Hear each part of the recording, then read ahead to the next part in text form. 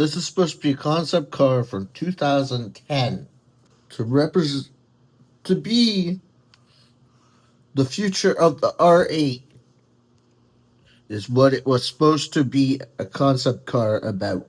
That's why it was a concept car. Incredibly cool Audi concept. You guys, the Audi Active Sphere concept. What I didn't tell you is that I actually filmed another incredibly cool Audi concept car. It's called the Audi e-tron Spider.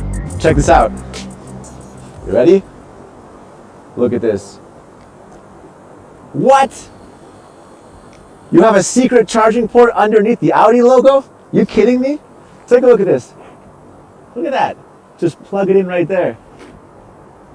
That is freaking badass. Now, this is a car that you've probably never seen before, and that's because there's only one in the world, and it's in a top secret location right here Actually, that looks like the R8 almost. on a helipad in the middle of nowhere in Austria.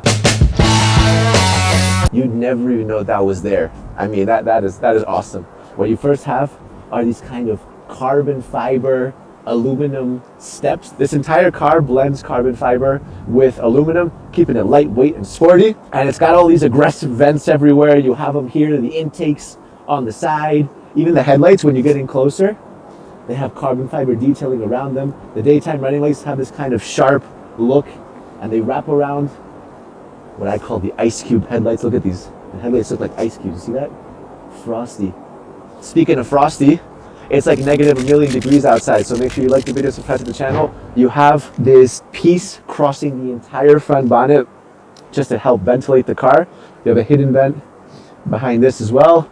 The front actually looks very aggressive, and this might remind you of a certain car. We'll get there in a second. But take a look at the side of the car. The more observant type might have noticed that there's no roof on this car, but that's not because this car is a convertible. There really is no roof. The windshield is angled to look like kind of a helmet visor, and the reason why all of this is sloped towards the back is it pays homage to some of the race cars of the past. Now, one of my favorite parts of the entire car are the rims.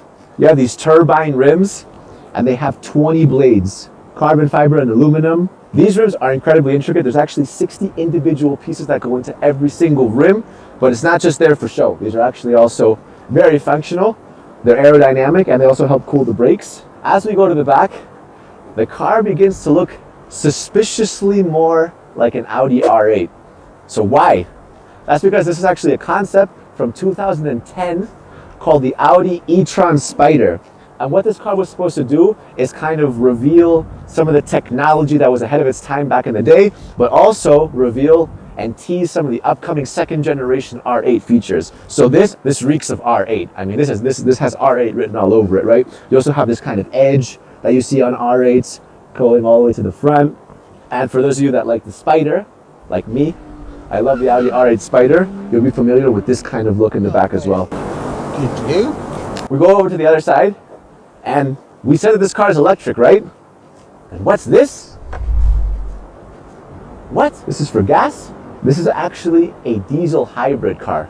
I did not know a diesel hybrid was a thing. So why isn't that in transport trucks yet? Or is it? We need to figure that out more, why it's not. Now, of course, now in 2023, everything is about full-blown electrification. You want What? That's possible? I don't know. Diesel hybrid is possible? I've never heard a diesel hybrid electric vehicle even possible before. I did not know that was a thing. Did you? Because that is kind of cool that it is a thing, a diesel hybrid. electric cars. Audi's already steps ahead of that with the e-trons. They have a bunch of e-trons already out. But back in 2010, the whole electric powertrain thing was just getting started. And hybrids still made a lot of sense. And the reason why they went with a diesel hybrid is because Audi was the first to win a Le Mans with a diesel engine. On the side, flush mounted door handles. Now I gotta be careful because this is actually timed. So you have to tap it, and you have about a window of 3 or 4 seconds, or it'll cut your finger off. So If it's gonna cut my finger off, like, I hope it does not cut my finger off. Because I'd be afraid of actually putting my hand in another door handle ever again. If that's gonna cut my finger off, forget it. I'm not doing another door handle like that again. I am not kidding when I say I would never do another one. Like, I mean, I would never do another door handle. You ready? You just put your finger there, pops out. See that kind of carbon fiber underneath it? And then you leave your finger in there. Ah! No, I'm joking. It doesn't hurt that much. But the first time that I got my finger caught, oh my God, scared the crap out of me, man. I was just there calmly presenting, had my finger there, I was looking at the camera, bop! I was like, oh, what the hell, man? All right, anyways, side view mirrors wrapped in carbon fiber as well. Actual mirrors, they're not cameras like on some of the newer e-trons. These are very aerodynamic. They are also incredibly tiny. So if you're actually driving this on the road, I don't know how much you would be able to see. Open this up one more time. All right, a couple of cool features. First of all, greeted by the Audi e-tron Spider in chrome. Nowadays, a lot of this would also be illuminated, but back then, again, chrome was where it was at. The cockpit itself is very simplistic, very minimalistic. They wanted to kind of reduce all the over-the-top compartments that you have with some of the other cars. So you got bucket seats, carbon fiber headrest, pretty cool, wrapped in leather, red perforated dots everywhere. Now, super cool, something I didn't know, is behind these seats, they have an emergency pop-up roll cage. And when they told me that, I was like, the hell are you guys talking about? What even is that? A roll cage? Yeah, you don't see a roll cage, but if this car detects that you're going to be in an accident or something's happening, this part will actually pop up and protect your head and act as a roll cage. I didn't even know that existed, but apparently Audi has already introduced this on some of their other Audis, such as the R8 Spider.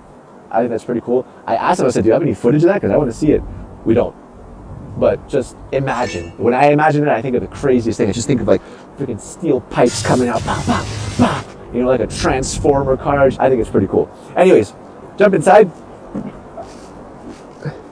So, very simplistic. An Alcantara leather type of steering wheel, although it feels a little bit harder than normal. You have this gauge cluster with the screens. This little screen, it's pretty prominent, but it only displays the temperature outside. It says that it's 17 degrees outside. I promise you, it is not 17 degrees outside. It is much colder than that. Gauge clusters in the middle, speedometer, all that stuff. And on the left, we just have the letter E for e-tron.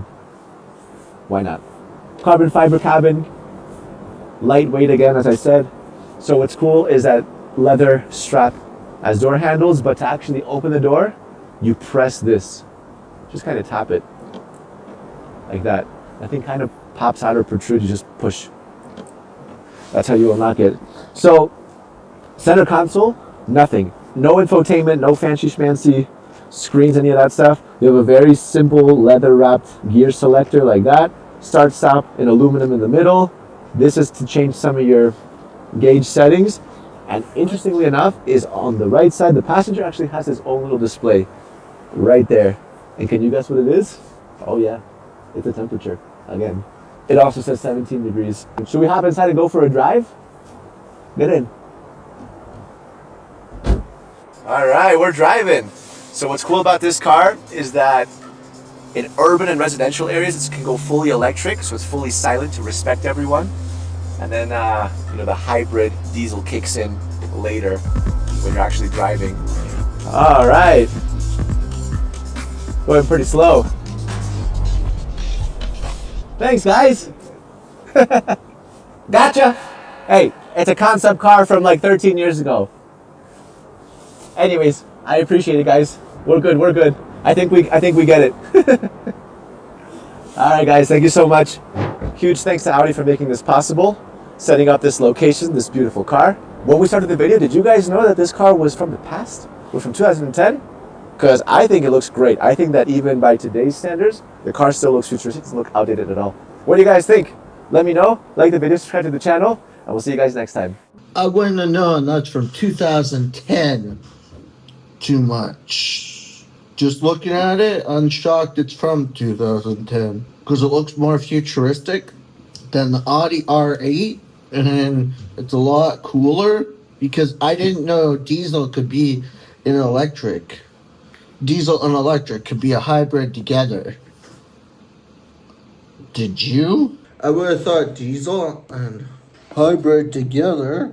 I would have thought, oh no, that's going to cause some problems. And yeah, apparently it doesn't cause problems at all. Apparently it makes it okay. It makes it better.